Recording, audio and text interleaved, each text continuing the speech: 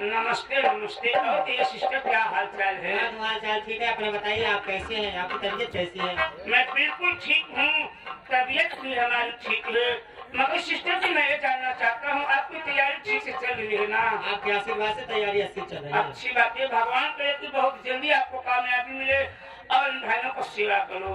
देखिए सिस्टर जी, मैं आपको अच्छी तरह से जानता पहचानता हूँ, मगर ये भैया बाबू नहीं जानते पहचानते हैं। कम से कम अपना नाम परिचय तो बता दीजिए। ठीक है। ये बाबू, मैं इसी विक्रम नगर की रहने वाली हूँ और मेरा नाम कविता है। और हमारे पिताजी हैं जिनका नाम डॉक्टर महेश कुलकर्णी है। मुझे अफसोस अपनी बात की रहती है बाबू। हमारे पिताजी प्रमोद भैया डॉक्टर हैं, ब्लड कैंसर के मरीज। सिस्टर जी हमें बोले।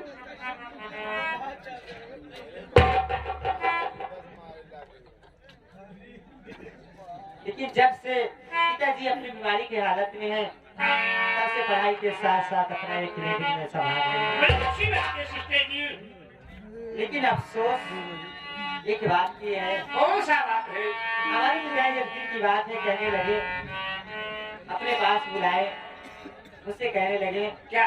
कविता बेटी तू अकेली नहीं थी, तेरे पास एक भाई था जिसका नाम करण था। अच्छी बात है। एक दिन की बात है, माघ मेले में गए थे गंगा स्नान करने। मालिक की ऐसी कृपा हुई, ऐसे पहाड़ टूटा, इतना जोरों से तूफान आया, इतना जोरों से तूफान आया, मेरे भैया का हाथ पिताजी बहुत खोज करवाए, लेकिन मेरे भैया को पता नहीं चला। मैं मालिक से यही प्रार्थना करती हूँ, हमारे भैया जहाँ हमारी उम्र लग जाए, एक दिन जरूर मुलाकात होगी। लेकिन भैया अपने अगर कोई मरीज आते हैं आप पर गए कोई भी मरीज आएगा तो आप मुलाकात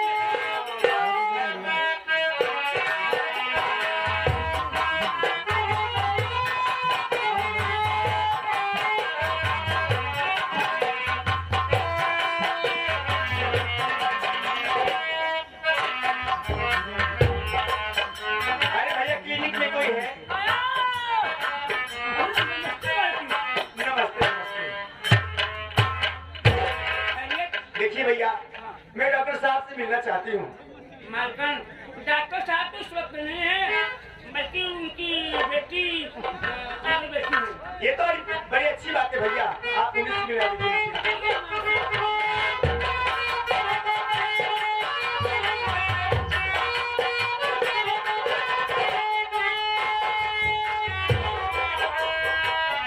डॉक्टर साहिबा मलिक, नमस्ते।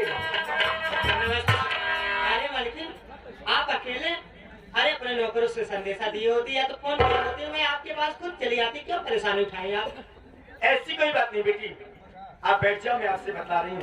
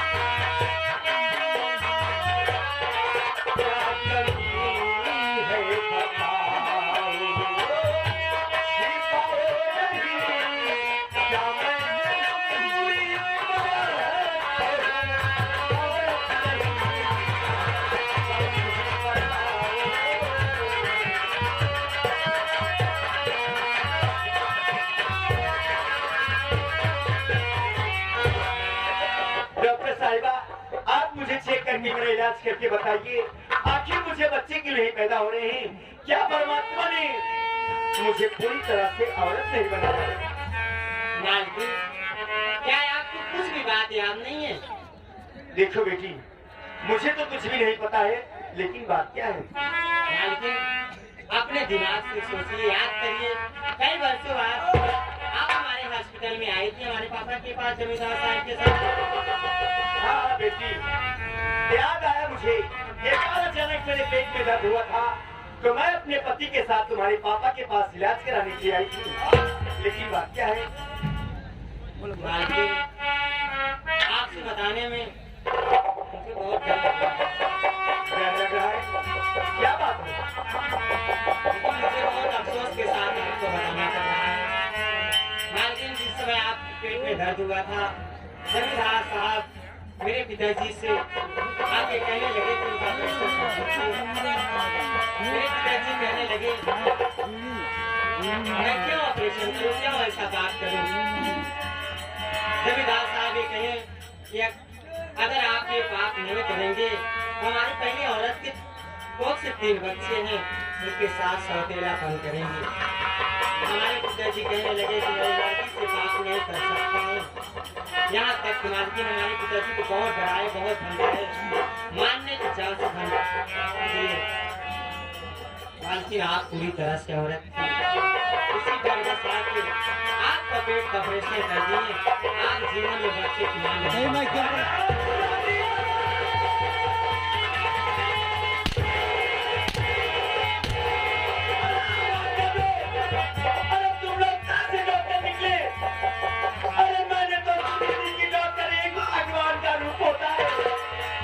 लेकिन तुम लोगों ने तो मेरी गोद मसले से पाले जाती। ठीक है हरामजादी, मैं तुझसे और तेरे बाप से तो बात नहीं दूंगी। पहले उन तीनों सांप के सपोरे से निपटूंगी मैं, जिसके खातिर मेरे पेट का ऑपरेशन हो गया है। मैं आ रही जमींदार विक्रम सिंह, हरामजादे तेरे परिवार को अगर बर्बाद करी तो मेरा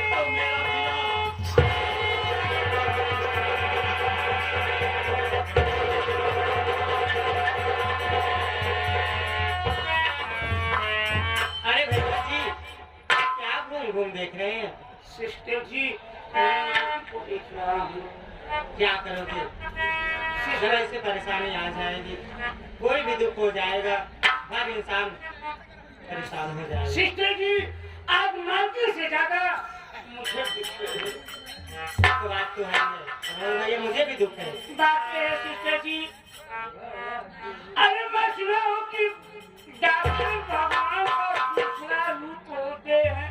अरे आप लोग इंसान नहीं बल्कि शैतान निकले सिस्टर। आप कैसी बात कर रहे हैं भैया जी?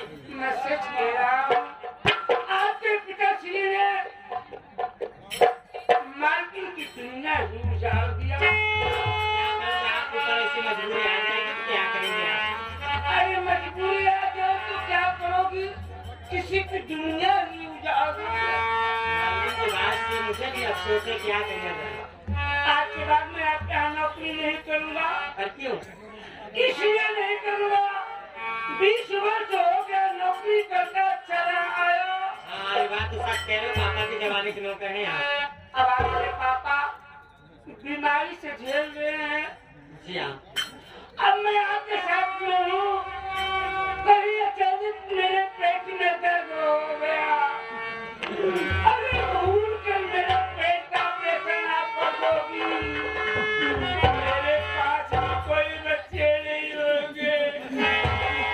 ऐसी नौकरी भाग जा शान। मेरी बात सुनिए, मुझे तो आपकी बातों पर हंसी आ रही है, उल्लू जैसी बातें कर रहे हैं आप। ये बताइए आप मर्द है क्या औरत? अरे भैया आप मर्द है, अच्छे खासे मर्द है, आपके पेट का ऑपरेशन नहीं हो सकता है, आपके बच्चे नहीं होंगे। अरे आपके बीवी के बच्चे होंगे। ऑपरेशन अंतर हो सकता है नगारा वाले।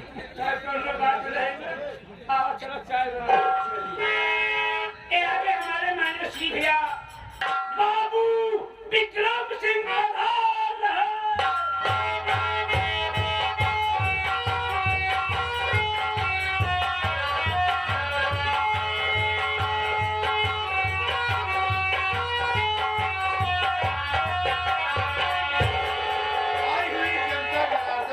अभिवादन। बोलता है गलती उसी से होती है, होने वाला ही गिरता है, जो जितना बदनाम होता है उसका उतना ही नाम होता है। वही लगे कर मशहूर जमींदार बाबू विक्रम सिंह साथियों इलाका हमारा है, इलाके के लोग हमारे हैं और हम इनके शुभचिंतक हैं। विक्रम सिंह की हवेली में अगर कोई साला ऊंची बात करने की कोशिश किया, उसकी बात सदा सदा के लिए दफन कर दी गई, क्योंकि विक्रम सिंह किसी के बिना इतिहास में नहीं चलता, बल्कि अपना इतिहास खुद लिखता है, खुद लिखकर मिटा देता है।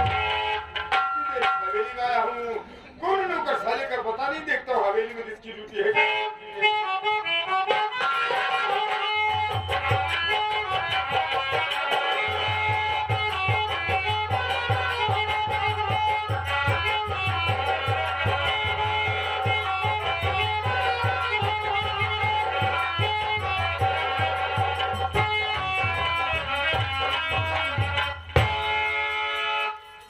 बाबू साहेब जय शंकर। फरमान बेटा, सबसे पहले बता लेट होने का कारण क्या है रे? बाबू साहेब जैसा कि आप जानते हैं, पहली बात आपके यहाँ से छुट्टी नहीं मिलती है बाबू साहेब। सिफाकल छुट्टी मिलने के बाद मैं अपने घर पर गया, देखता हूँ घर पर तमाम काम थे बाबू साहेब, वही काम करने में व्यस्त हो गया। जब काम पूरा हो गया बाबू साहेब, भागते हुए आपके पास आया हूँ। आज हमारी गलती माफ कर दीजिए, आइंदा ऐसी गलती नहीं करूँगा। ठीक है फरमान बेटा, कोई बात नहीं है। आइए भाइयों को हमारे नाम के परिचय बता दे कि हमारा नाम क्या, हमारा काम क्या है, बता दे बेटा, बता दे। बाबू साहेब आप हमारे मालिक, जरूर। मैं आपका गुलाम, मैं आपका नाम नहीं ले सकता हूँ बाबू साहेब। अगर आप आ ही गए तो अपना नाम पता स्वयं बता दीजिए बाबू साहेब। जान गए बेटा, जान गए कि तू एक नौकर और एक मालिक का फर्ज अदा कर रहा है। बैठ जाए हुए भाई से अपने नाम का परिचय खुद दे देता हूँ, बैठ जाओ बेटा। साथियों मेरी परिचय लीजिए दोस्तों। साथियों मैं कहीं गैर का नहीं, इसी विक्रम नगर का रहने वाला हूँ दोस्तों। साथियों हम अपने परिवार में कुल मिलाकर मात्र 5 प्राणी हैं। हम हैं, हमारी पत्नी है जिनका नाम चंचला है, और दोस्तों मेरे पास 3 बच्चे हैं। मेरे बड़े लड़के का नाम करण, छोटे लड़के का नाम और एक बेटी है जिसका नाम गीता है। खुशहाल परिवार है। मालिक से ही कामना करता हूँ कि भगवान जैसे मेरा परिवार है वैसे सबका परिवार है। लेकिन प्रमोद बेटा, मैं तुझसे बता देना चाहता हूँ कि मुझसे जिंदगी में 2 पाप हो गया है। कौन से 2 पाप हो गए हैं बाबू साहेब? प्रमोद, हाँ। मेरा पहला पाप है, ये जो मेरी पत्नी चंचला है ना, हाँ। मैंने इसकी चोरी इसके पेट का ऑपरेशन करा दिया प्रमोद, ताकि बच्चे की मां ना बन सके। जी बाबू साहेब। और मेरा दूसरा पाप है, एक मेरा भाई था जिसका नाम अजय सिंह था, एक मेरा भाई था जिसका नाम अजय सिंह था, और मेरे ही पड़ोस में एक राजेंद्र सिंह रहते थे। एक बहन थी जिसका नाम उर्मिला था। उर्मिला बड़ी ही खूबसूरत थी। पर मेरा भाई और उर्मिला की कॉलेज में पढ़ते थे। उन दोनों में कॉलेज आते जाते आपस में प्रेम हो गया। उन दोनों का प्यार इतना आगे बढ़ गया प्रमोद कि मेरे भाई की प्यार की निशानी उर्मिला की कोख में पलने लगी। ये बात जब राजेंद्र को पता चली तो राजेंद्र भागता मेरे पास आया। बोला जमींदार साहब, आपका भाई हमारी बहन से प्यार करता है। इतना नहीं साहब, आपके भाई की प्यार की निशानी मेरी बहन की कोख में पल रही है। ऐसा करिए साहब कि आप मेरी बहन को अपनी हवेली की बहू बना लीजिए, नहीं तो दुनिया वालों को पता चलेगा तो साहब मैं कहाँ को दिखाऊंगा। बोला हाँ तू साले जमीन में देखने वाला कीड़ा, हमारी हवेली को जाए तक नहीं देखा गए। हमारी हवेली में अगर कुत्ते पाले जाते सारे नस्ल के पाले जाते हैं। मारकर राजेंद्र को हवेली से बाहर कर दिया। राजेंद्र आ गया अपने घर, सारी बात अपनी बहन से बताया तो प्रमोद बेटा की बहन सलमाना पर क्या भागते करने लग गई। छत से लगे पंखे से फांसी लगाकर अपनी जान दे दी। पीछे राजेंद्र आ गया, देखा तो उसकी बहन की लाश पंखे से लटक रही थी। ये देखते राजेंद्र सभी ने सलमान बर्दाश्त हुआ, वो भी छत से कूदकर अपनी जान दे दी।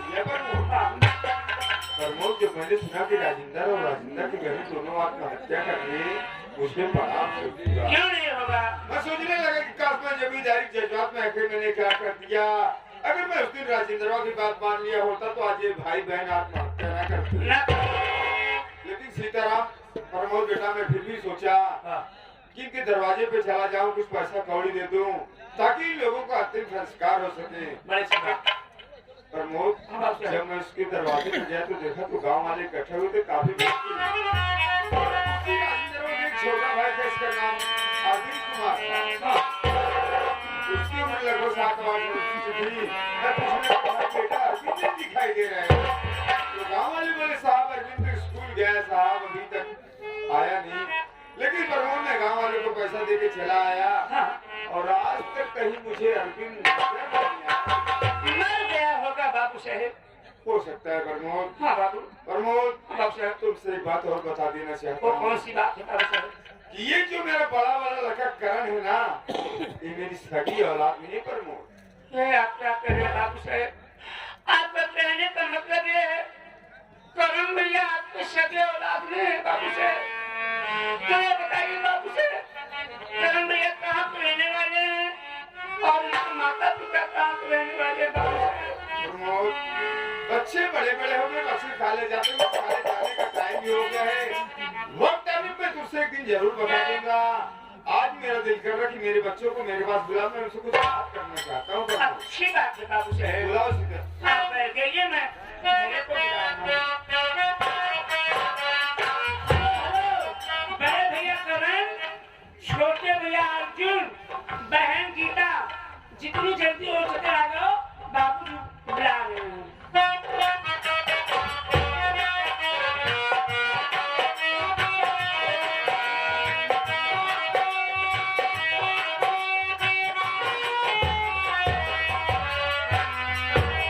पिताजी के चरणों में लेके चलो का प्रणाम।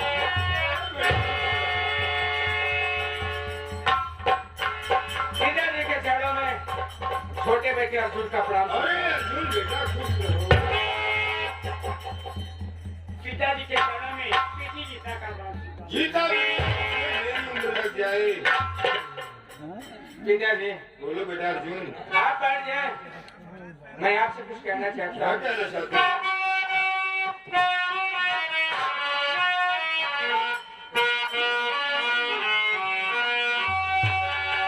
ये पिताजी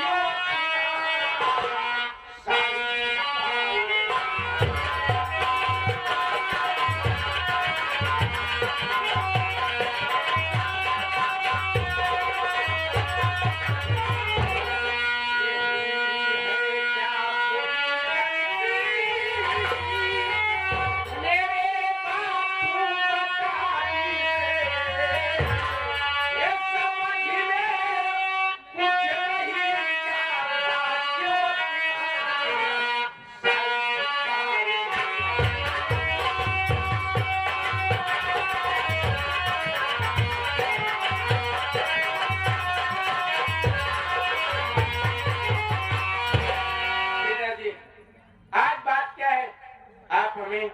और बड़े भैया को, बहन गीता को अपने पास बुलाएं।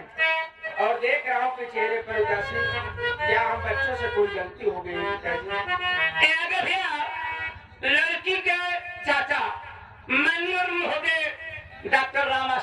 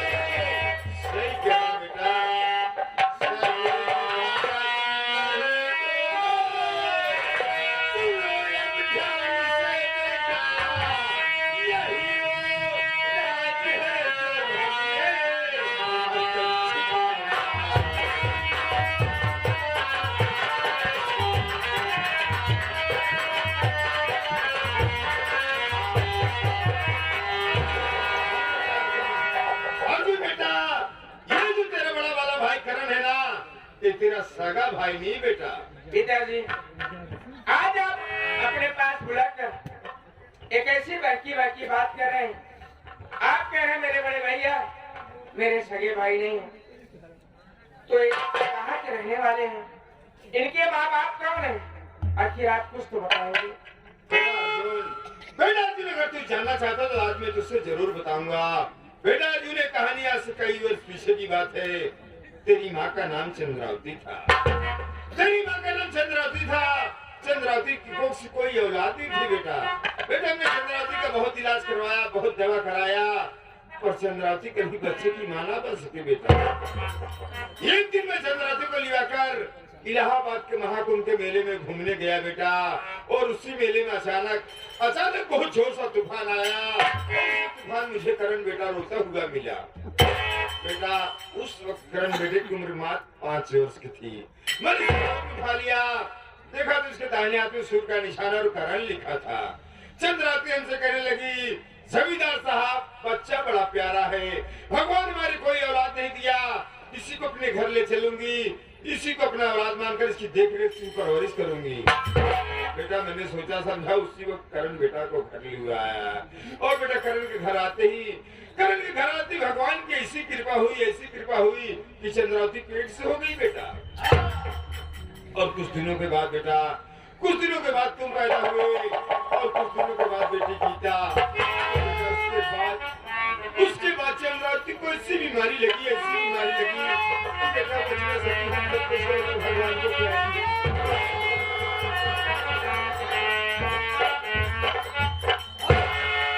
इलाके के लोग कहने लगे, जमींदार साहब बच्चे छोटे हैं, इनकी देखरेख कौन करेगा, इनकी परवरिश कौन करेगा? ऐसा करिए साहब, आप अपनी दूसरी शादी कर लीजिए। बेटा मैंने सोचा समझा, मैंने अपनी दूसरी शादी कर लिया, जो कि तुम्हारी माँ हवेली में मौजूद है बेटा।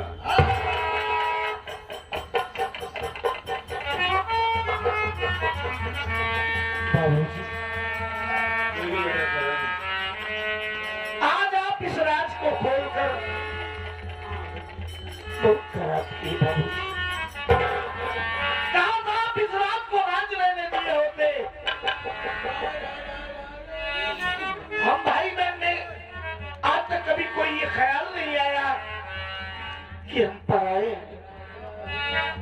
जब और संभाला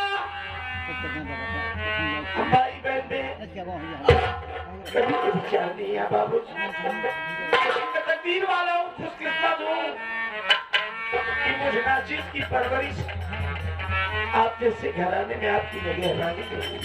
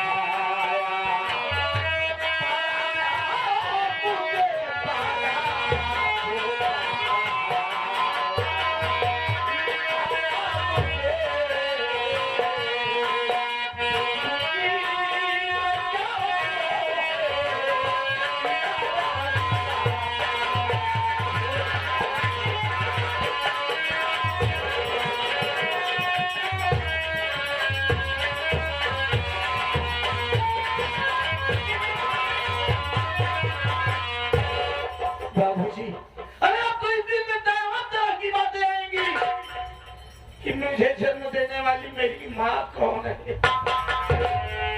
मैं रहने वाला कहाँ हूँ? मेरे बाबूजी दुनिया में है भी कि नहीं है? बाबूजी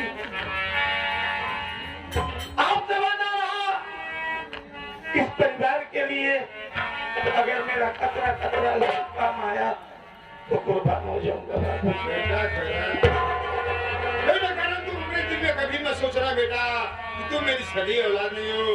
तुम मेरी सगी औलाद से बढ़कर हो बेटा। बेटा इस हवेली में जितना अर्जुन का अधिकार है उतना तुम्हारा भी है। तुम अर्जुन को अपना सदा छोटा भाई और सगा भाई समझना और बेटी गीता को अपनी सगी बहन समझना। और जो तुम्हारी मौसी माँ चंचला है उन्हें मौसी माँ नहीं बेटा बल्कि अपनी सगी माँ समझना बेटा। आगे हमारे डॉक्टर प्रदीप कुमार अरे अर्जुन तो मेरी धागाओं में बसता है। और बहन गीता, अरे बहन गीता तू इस घर की लाज है बाबूजी। कभी शिकायत का मौका नहीं पाओगे।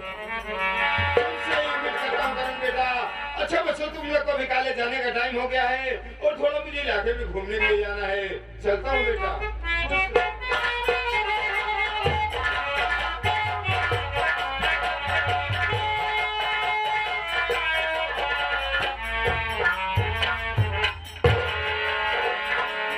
बड़े भैया, जैसे हम भाई बहन आपको बड़े भाई का सम्मान देते चले आए ना भैया, और हमेशा बड़े भाई का सम्मान देती रहूंगी। और अपने दिल में ये कभी भी न सोचना भैया कि हम सगे भाई बहन नहीं हैं।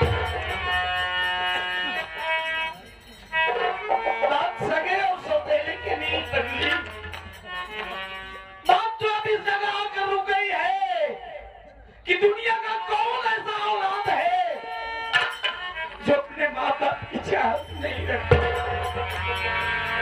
अरे अब तो इस सीने में ऐसी उलझन आ गई कि मुझे जन्म देने वाली मेरी माँ कहाँ होगी, अरे किस हाल में होगी।